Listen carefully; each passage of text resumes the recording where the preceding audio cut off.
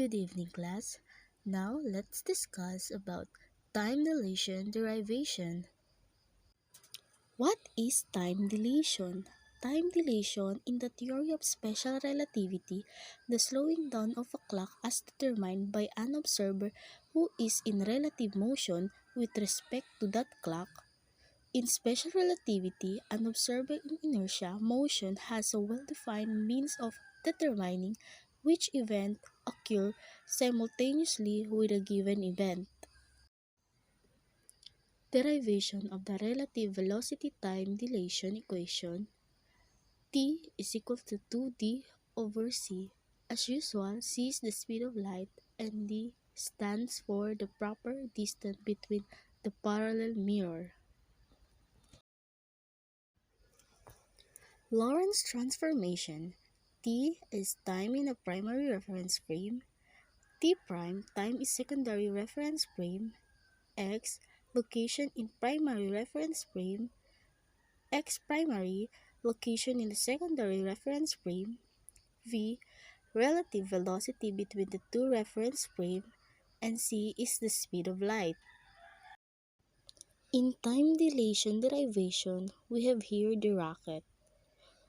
If a rocket moves in a constant velocity in special relativity, there are two rules known as postulate. First is the law of physics are the same in inertial reference frame, and the second, the speed of light in a vacuum is the same inertial reference frame. These postulates have far-reaching consequences. Let's take a look at the rocket. We have the mirror and the light clock, and we also need an observer. When the light clock sends the light that is being reflected by the mirror back to the clock that is detected immediately another pulse of light, and so on.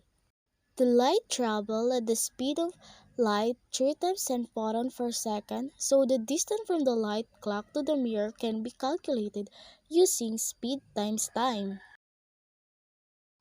C is the speed of light, and T naught is the time taken to the light to travel from the mirror to the light clock. As we have observed on Earth, we have seen the traveling from the light clock reflected by the mirror down to the light clock, but the rocket moving along with the left, and so the pulse light, the light traveling further. We have to remember that the speed of light is the same distance traveled from the pulse of light mirror to the clock on Earth.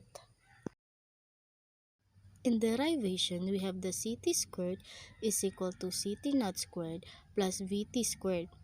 If we multiply it, we have c squared t squared is equal to c squared t naught squared plus v squared t squared.